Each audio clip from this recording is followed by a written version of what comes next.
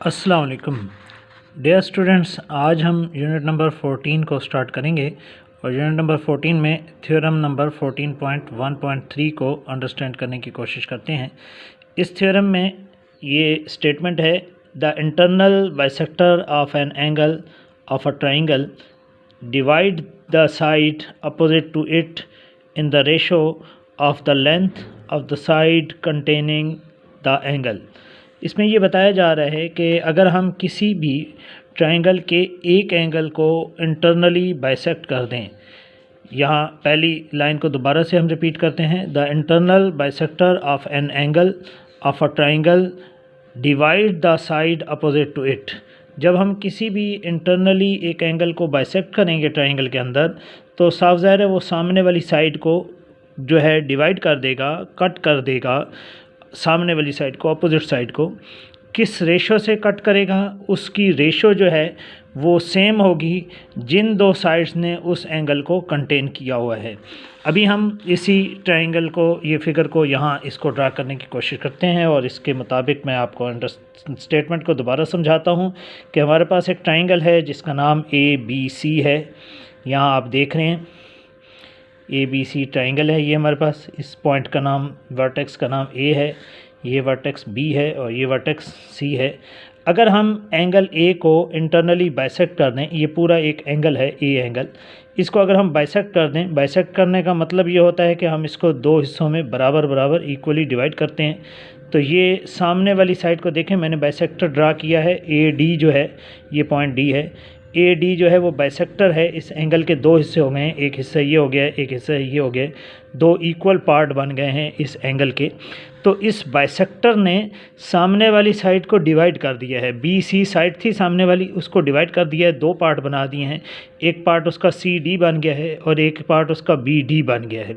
ये जो दो पार्ट डिवाइड हो गए हैं, उसने कहा है कि इनकी जो रेशो होगी BD और CD की रेशो, वो सेम वही रेशो होगी जिस साइड्स ने, जिन दो साइड ने इस A एंगल को कंटेन किया हुआ था। A एंगल को कंटेन करने वाली कौन सी दो साइड हैं? एक साइड का नाम AB है और एक साइड का नाम AC है। तो यानी हम अगर AB और साइड AC की रेशो लेंगे और इधर से ये जो डिवाइड हो रही है साइड, इनकी रेशो लेंगे BD और CD की, तो ये सेम रेशो होगी। ये हमें प्रूव करना है इस थ्योरम के अंदर। फिर हम वापस बुक पर उसी तरह देखते हैं। हमारे पास एक ट्रायंगल है ABC है।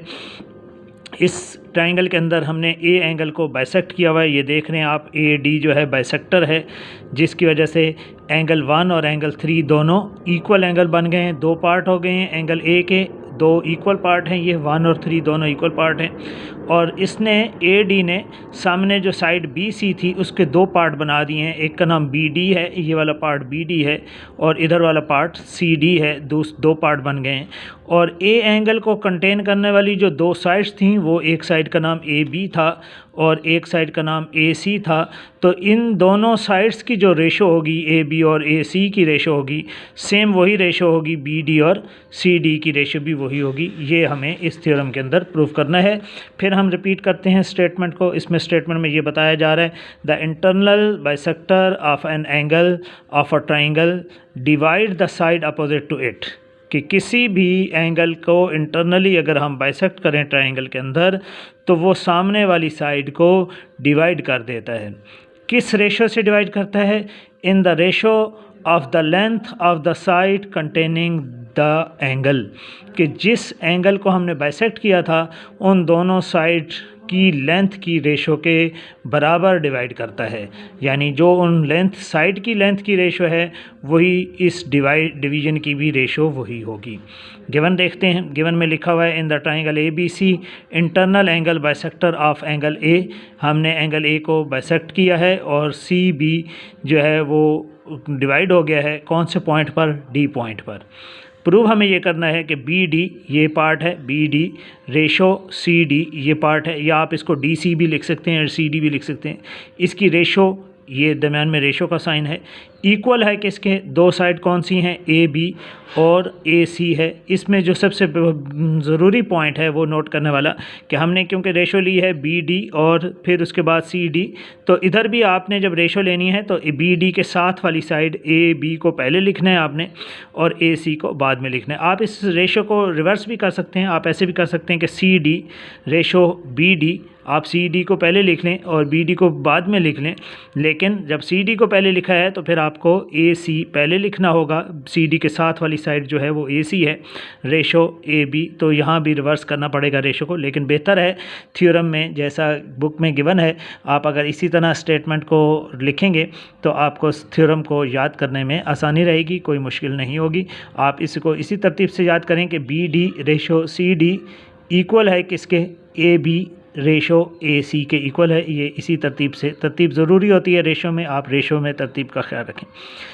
अब हमें यहाँ ड्रा करना है, एक पैरेलल लाइन को ड्रा करना है। ये जो हमने ए डी लाइन बनाई हुई है इसी के बिल्कुल पैरेलल हम ड्रा करेंगे बी ई।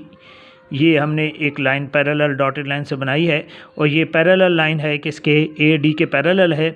और फिर हमने ए सी को प्रोड्यूस करना है, प्रोड्यूस करते जाएंगे आगे की तरफ और जहाँ मीट करेगा उस पॉइंट का नाम हम ई रखेंगे। और स्टेटमेंट कंस्ट्रक्शन के हम कुछ इस तरह लिखेंगे, draw a line segment B E parallel to A D या D A to meet the C A produce at E. C A को मीट करवाने के लिए हमने ई तक उसे क्या किया है, प्रोड्यूस किया है। प्रोड्यूस करने का मतलब होता है भाई आगे की तरफ हमने इसको बढ़ाया है ए सी को। और फिर उसके बाद स्टेटमेंट एंड रीजंस हैं। सबसे पहली स्टेटमेंट हम लिखेंगे ए डी जो है वो पैरेलल है ई बी के। आप यहाँ देख रहे हैं हमने कंस्ट्रक्शन में ए डी और बी ई को पैरेलल बनाया है।